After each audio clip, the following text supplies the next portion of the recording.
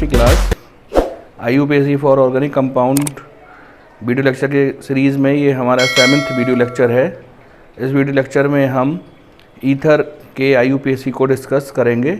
इससे पहला जो हमारा वीडियो लेक्चर था, वीडियो लेक्चर नंबर 6, उसमें हमने एल्कोहल्स के ऑर्गेनिक कंपाउंड्स के IUPAC नेम को डिस्कस किया था।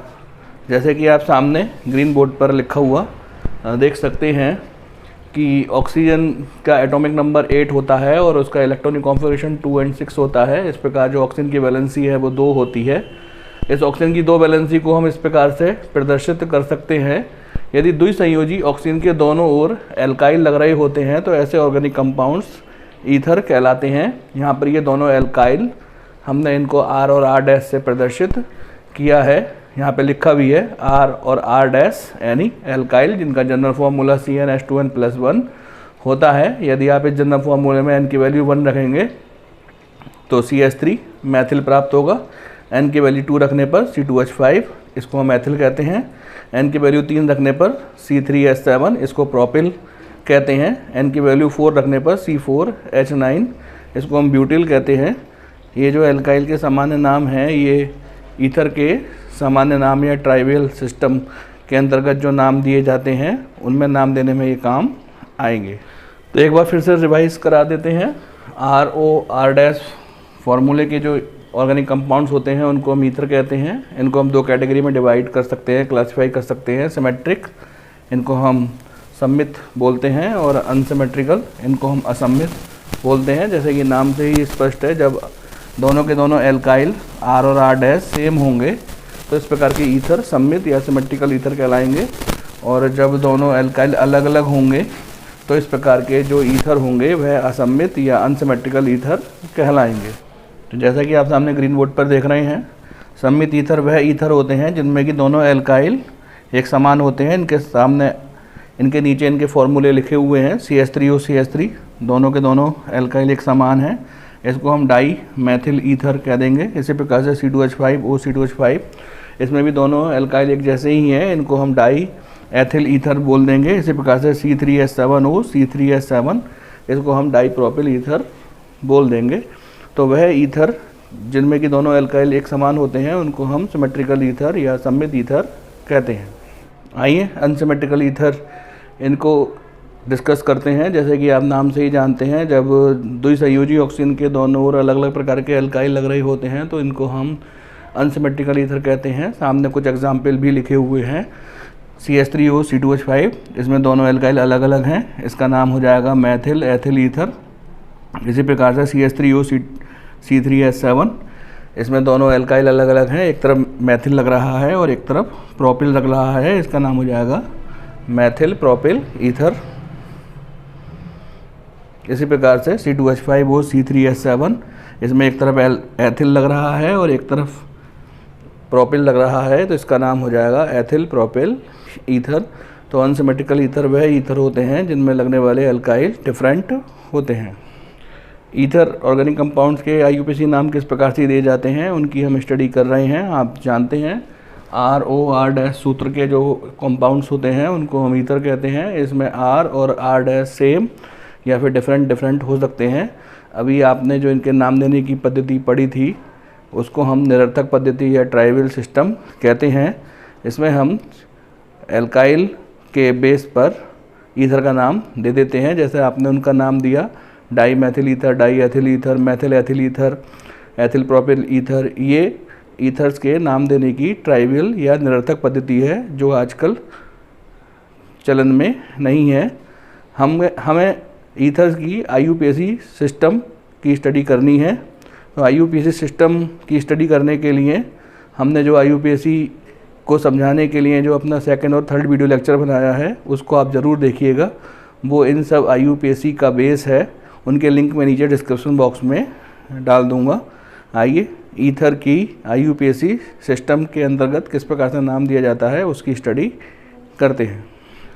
तो जब भी हम ऑर्गेनिक कंपाउंड्स का IUPAC नाम देने का प्रयास करते हैं तो इन 5 बॉक्स की स्टडी अवश्य करते हैं। इन 5 बॉक्स में जो बीच वाला बॉक्स है उसको हम मदर सीरीज़ बोलते हैं। इसमें नंबर ऑफ़ कार्बन एटम्स को हम डिस्कस करते हैं और सबसे लंबी श्रृंखला का चयन करते हैं। यदि सबसे लंबी श्रृंखला में नंबर ऑफ़ कार्बन एटम्स 1 होते हैं तो उसमें हम मैथ का यूज़ करते हैं। 2 के लिए एथ, 3 कार्बन के लिए प्रॉप, 4 कार्बन के लिए ब्यूट, 5 कार्बन के लिए पेंट। इसी प्रकार से यदि 6 कार्बन होते हैं तो हेक्स, 7 कार्बन के लिए हेप्ट, 8 कार्बन के लिए ऑक्ट, 9 कार्बन के लिए नॉन और 10 कार्बन के लिए हम डेक का यूज़ करते हैं। इस बॉक्स के बाद इस वाले बॉक्स की इम्पोर्टेंस है, इसको हम प्राइमरी सफिक्स बोलते हैं। सफिक्स का मतलब ही होता है बात को लगने वाले, ये मदर सीरीज के बाद में लगते हैं।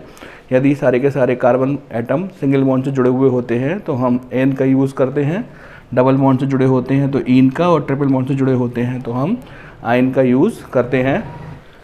मदर सीरीज से पहले इस वाले बॉक्स की इम्पोर्टेंस है। इस वाले बॉक्स को हम प्राइमरी प्रीफिक्स बॉक्स कहते हैं। इसके लिए हम खुली श्रृंखला और बंद श्रृंखला के लिए हम इसका यूज़ करते हैं। यदि ऑर्गेनिक कंपाउंड बंद श्रृंखला वाला है अर्थात एरोमेटिक ऑर्गेनिक कंपाउंड है तो उसके लिए हम साइक्लो का यूज़ करते हैं। इसके बाद लास्ट वाले बॉक्स की इम्पोर्टेंस है, ये हमारा फंक्शनल ग्रुप को शो करता है। इसको हम सेकेंडरी सफिक्स बॉक्स कहते हैं। और यदि ईथर ग्रुप लग रहा होता है तो हम उसके लिए ऑक्सी OXI का यूज़ करते हैं। और सबसे लास्ट में लेकिन मात्र श्रृंखला या मदर सीरीज के पहले हम इस वाले बॉक्स का यूज़ करते हैं और इसको हम सेकेंडरी प्रीफिक्स कहते हैं। इसमें Cl के लिए क्लोरो, Br के लिए ब्रोमो, I के लिए आइडो, F के लिए फ्लोरो, मैथिल और एथिल, ये ब्रांचेस के लिए हम इनका यूज़ करते हैं। तो इस क्रम में हम ऑर्गेनिक कंपाउंड का नाम देते हैं। सबसे पहले हम मदर सीरीज का चयन करते हैं, उसके बाद हम प्राइमरी सफिक्स लगाते हैं, उसके बाद सेकेंडरी सफिक्स लगाते हैं। और मदर सीरीज से पहले हम प्राइमरी प्रीफिक्स, तो प्राइमरी प्रीफिक्स से पहले हम सेकेंडरी प्रीफिक्स का यूज़ करते हैं। जब भी हम यहाँ पर सेकेंडरी प्रीफिक्स का यूज़ करेंगे, क्लोरो, ब्रोमो, आइडो, फ्लोरो, मैथिल, एथिल, तो हम इनका नाम अल्फ़ाबेटिकली अंग्रेजी वर्णमाला के क्रम अनुसार इनका नाम देंगे।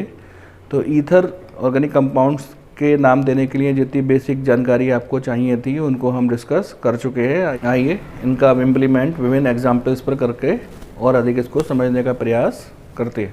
तो ईथर से संबंधित कुछ ऑर्गेनिक कंपाउंड्स सामने आप ग्रीन बोर्ड पर लिखा हुआ देख सकते हैं। तो सबसे पहला रूल हमारा होता है सबसे लंबी श्रृंखला का चयन करना। तो ईथर ऑर्गेनिक कंपाउंड के केस में हम सबसे लंबी श्रृंखला का चयन 2 प्रकार से करते हैं।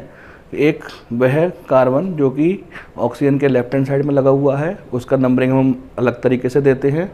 और वह कार्बन सीरीज़ जो कि ऑक्सीजन के राइट हैंड साइड में लगी हुई है, उसकी नंबरिंग हम अलग प्रकार से देते हैं। जैसे यहाँ पर हम इसकी नंबरिंग इस प्रकार से करेंगे और इसकी नंबरिंग हम इस प्रकार से करेंगे 1 2 और इसमें 1 2 3। तो इसमें 2 प्रकार की इसमें कार्बन चेन है। एक तरफ ऑक्सीजन के 2 कार्बन की चेन है और एक तरफ ऑक्सीजन के 3 कार्बन की चेन है। इसी प्रकार से इसकी नंबरिंग इस तरह को होगी। इसमें 1 कार्बन की चेन है जबकि इसकी नंबरिंग इस साइड को होगी 1 2 3। इसमें 3 कार्बन की चेन उपस्थित है। इसी प्रकार से इधर की ओर नंबरिंग करेंगे, 2 कार्बन की चेन है और इधर की ओर नंबरिंग करेंगे तब भी यहाँ पर 2 कार्बन की चेन है। तो हम कह सकते हैं कि यहाँ पर ऑक्सीजन के दोनों ओर समान कार्बन परमाणुओं की संख्या वाली चेन उपस्थित है। यहाँ पर हम इसकी नंबरिंग इस प्रकार से करेंगे, 1 कार्बन की चेन है और यहाँ पर 2 कार्बन की चेन है और यहाँ पर 1 कार्बन की चेन और यहाँ पर भी 1 कार्बन की चेन है। तो आपने ये देखा कि ईथर ऑर्गेनिक कंपाउंड के केस में 1 कार्बन की चेन ऑक्सीजन के लेफ्ट हैंड साइड में होती है और 1 कार्बन की चेन ऑक्सीजन के राइट हैंड साइड में होती है। तो ऑक्सीजन के जिस ओर जो छोटी कार्बन की चेन होती है उसमें हम ऑक्सी लगाते हैं और बड़ी वाली जो कार्बन की चेन होती है उसमें हम एल्काइल के रूप में उसका नाम देते हैं। जैसे यहाँ पर एग्जाम्पल नंबर 4 की बात यदि हम करें तो इसमें 1 और 2 कार्बन की चेन है और 1 और जो है इसमें 3 कार्बन की चेन है। तो छोटी वाली जो कार्बन की चेन है 2 कार्बन की, उसमें हम ऑक्सी लगाएंगे। तो 2 कार्बन की चेन से होता है एथ में ऑक्सी लगा दीजिए, एथॉक्सी। और इस ओर जो है 3 कार्बन की चेन है, इसका नाम एल्काइल रूप में दे दीजिए। 3 कार्बन से होता है प्रोपेन, तो इसका नाम हो जाएगा एथॉक्सी प्रोपेन। इसी प्रकार से ये जो सेकंड एग्जाम्पल है इसमें ऑक्सीजन के एक ओर 1 कार्बन की चेन है और दूसरी ओर 2 कार्बन की चेन है। 1 कार्बन की जो चेन है उसके लिए हम मैथ का यूज़ करेंगे और उसमें हम ऑक्सी जोड़ देंगे। मेथॉक्सी, और दूसरी ओर जो है 2 कार्बन की चेन है, इसमें हम 2 कार्बन की चेन के लिए एथेन का यूज़ कर देंगे, एथॉक्सी एथेन। इसी प्रकार से जो 5th एग्जाम्पल है उसमें 1 कार्बन की चेन और दूसरी ओर जो है वो 3 कार्बन की चेन उपस्थित है। 1 कार्बन की चेन में हम ऑक्सी लगा देंगे यानी कि मेथॉक्सी, और 3 कार्बन के लिए हम प्रोप का यूज़ करेंगे और उसमें एन जोड़ देंगे, प्रोपेन। अभी जो हमारा एग्जाम्पल नंबर 1 है उसमें ऑक्सीजन के एक और लेफ्ट हैंड साइड में 1 कार्बन की चेन है और दूसरी ओर अर्थात राइट हैंड साइड में भी 1 कार्बन की चेन है, तो इसका नाम हो जाएगा मेथॉक्सी मेथेन, क्योंकि ये दोनों कार्बन समान संख्या वाले हैं। इसी प्रकार से तीसरे एग्जाम्पल में ऑक्सीजन के लेफ्ट हैंड साइड में और राइट हैंड साइड में 2 कार्बन की चेन है। 2 कार्बन के लिए हम एथ का यूज़ करेंगे, एथॉक्सी एथेन, ये इसका नाम हो जाएगा। तो ये जो हमने 5 एग्जाम्पल लिए वो बहुत ही सिंपल एग्जाम्पल्स हैं। आइए और कुछ एग्जाम्पल्स की स्टडी करते हैं। तो सामने आप ईथर के कुछ अन्य एग्जाम्पल देख रहे हैं। एग्जाम्पल नंबर 6 में ऑक्सीजन के एक और 1 कार्बन है और दूसरी ओर 3 कार्बन की चेन है। इसकी नंबरिंग इस प्रकार से दीजिए, इसकी नंबरिंग इस प्रकार से कीजिएगा कि जो कार्बन ऑक्सीजन से जुड़ा हुआ है इसको स्मॉलेस्ट नंबर मिले। जैसे कि यहाँ पर इसकी नंबरिंग हम 1 2 3 4 ऐसा भी कर सकते हैं और 1 2 3 4 ऐसा भी कर सकते हैं। लेकिन अगर हमने 1 2 3 4 इस तरीके से हमने इसकी नंबरिंग की तो वह कार्बन जो कि ऑक्सीजन से जुड़ा हुआ है उसको 3 नंबर मिलेगा, और यदि हम इस प्रकार से नंबरिंग करते हैं तो वह कार्बन जो ऑक्सीजन से जुड़ा हुआ है उसको 2 नंबर मिलेगा। तो जब इस प्रकार का कोई केस होता है तो हम उस प्रकार से नंबरिंग करते हैं जिससे ऑक्सीजन से जुड़े हुए कार्बन को स्मॉलेस्ट नंबर मिले। यहाँ पर 1 कार्बन, इसमें हम ऑक्सी लगा देंगे, मेथॉक्सी, और इसमें 3 कार्बन की चेन है जो कि दूसरे कार्बन से ऑक्सीजन से जुड़ी हुई है, तो 2 प्रोपेन इसका नाम हो जाएगा, जिसको आप 2 मेथॉक्सी प्रोपेन भी लिख सकते हैं। ये जो 2 है वो ये बताता है कि ये जो प्रोपेन है वो 2nd कार्बन से ऑक्सीजन से जुड़ी हुई है। इसी प्रकार से यहाँ पर इस वाले कार्बन में हम ऑक्सी लगा देंगे, मेथॉक्सी, और 4 कार्बन की इसमें चेन है जो कि दूसरे कार्बन से ऑक्सीजन से जुड़ी हुई है, 2 ब्यूटेन, इसका नाम आप 2 मेथॉक्सी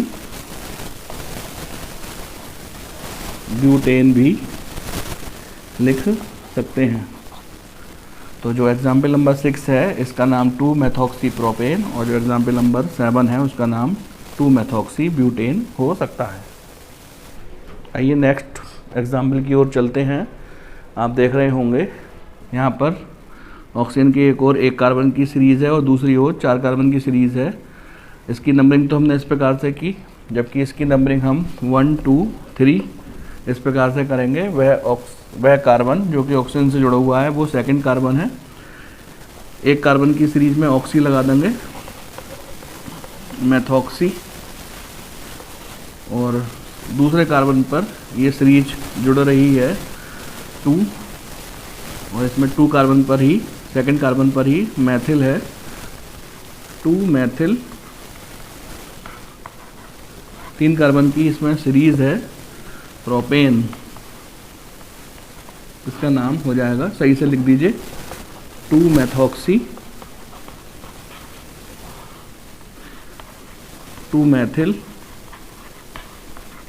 प्रोपेन, इसका नाम हो जाएगा। इसी प्रकार से इसमें 2 कार्बन की सीरीज है, इसके लिए आप एथॉक्सी का यूज़ करोगे क्योंकि यहाँ पर नंबर ऑफ कार्बन एटम ज़्यादा है। इधर के केस में कम कार्बन सीरीज़ में हम ऑक्सी लगाते हैं, तो इसका नाम हो जाएगा 2 एथॉक्सी। बाकी तो सब ऊपर वाले एग्जाम्पल जैसा ही है, 2 मैथिल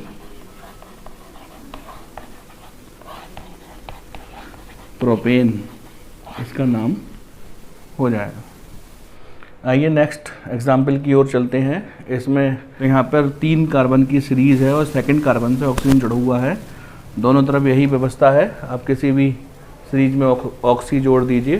3 कार्बन के लिए हम प्रोप का यूज़ करेंगे, प्रोपॉक्सी, क्योंकि ये सेकंड कार्बन पे जुड़ा हुआ है 2 प्रोपॉक्सी, और यहाँ भी सेकंड कार्बन पर प्रोपेन है 2 प्रोपेन, इसका नाम हो जाएगा, या इसको हम 2 प्रोपॉक्सी प्रोपेन लिख देंगे। ये वाला जो 2 है वही बताता है कि ये वाला प्रोपेन सेकंड कार्बन से ऑक्सीजन एटम से जुड़ा हुआ है। नेक्स्ट एग्जाम्पल में 1 कार्बन की सीरीज़ है और इधर दूसरे 2 कार्बन की सीरीज़ है और सेकंड कार्बन पर क्लोरीन जुड़ा हुआ है। 1 कार्बन की सीरीज में हम मेथॉक्सी का यूज़ करेंगे,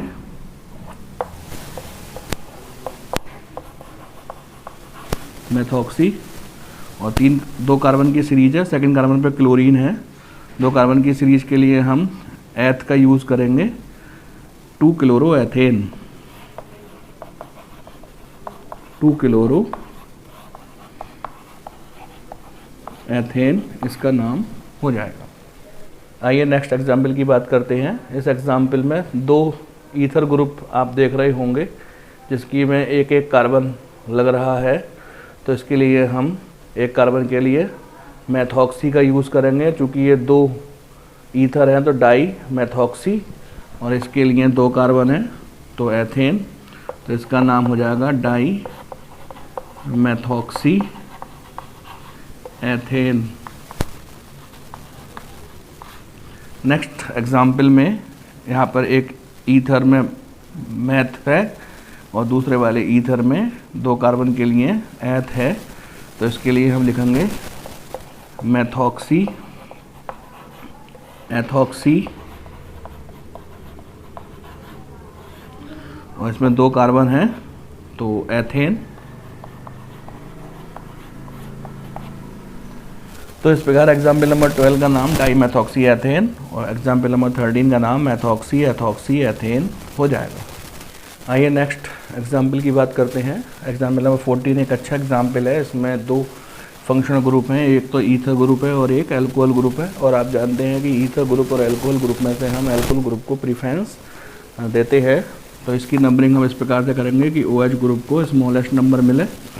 4 कार्बन की सीरीज़ में दूसरे कार्बन पर OH ग्रुप आया, और यहाँ पर 2 कार्बन की सीरीज है जो कि ईथर के रूप में जुड़ी हुई है। 2 कार्बन के लिए हम एथ का यूज करेंगे और उसमें हम एथॉक्सी लगा देंगे, और यहाँ पर 4 कार्बन की सीरीज है जिसके लिए हम ब्यूट का इस्तेमाल करेंगे, एन लगा देंगे और ऑल 2, इसका नाम हो जाएगा एथॉक्सी ब्यूटेनॉल 2, क्योंकि यहाँ पे सेकंड कार्बन पर OH ग्रुप है। इस नेक्स्ट एग्जाम्पल नंबर 15 भी एक अच्छा एग्जाम्पल है। इसमें 2 आप ईथर ग्रुप देख रहे होंगे जो कि 1 कार्बन से जुड़ा हुआ ईथर ग्रुप है और दूसरे कार्बन से जुड़ा हुआ ईथर ग्रुप है। ईथर ग्रुप में 1 कार्बन है। ये वाला जो ईथर ग्रुप है ये इस पहले नंबर कार्बन एटम से जुड़ा हुआ है, और ये वाला जो ईथर ग्रुप है ये दूसरे नंबर कार्बन से जुड़ा हुआ है। क्योंकि ये 1 कार्बन का ईथर ग्रुप है जिसके लिए हम मेथॉक्सी का यूज़ करेंगे, तो 1 से जुड़ा होने के कारण 1 मेथॉक्सी और 2 से जुड़ा होने के कारण 2 मेथॉक्सी, तो इसका नाम हो जाएगा 1,2 डाई मेथॉक्सी। और यहाँ पे 2 कार्बन की एल्केन लगा हुआ है जिसके लिए हम एथेन का यूज़ करेंगे। तो जो हमारा एग्जाम्पल नंबर 15 है उसका नाम हो जाएगा 1,2 डाई एथॉक्सी एथेन। तो इस प्रकार हमारा ईथर से संबंधित IUPAC का वीडियो लेक्चर नंबर 7 कंप्लीट होता है। अब जब हम अपने 8th वीडियो लेक्चर में मिलेंगे तो हम कार्बोक्सिलिक एसिड और उनके कंपाउंड की IUPAC का स्टडी करेंगे। यदि आपकी कोई क्वेरी है या आपको कुछ पूछना है तो आप कमेंट बॉक्स में कमेंट करके पूछ सकते हैं।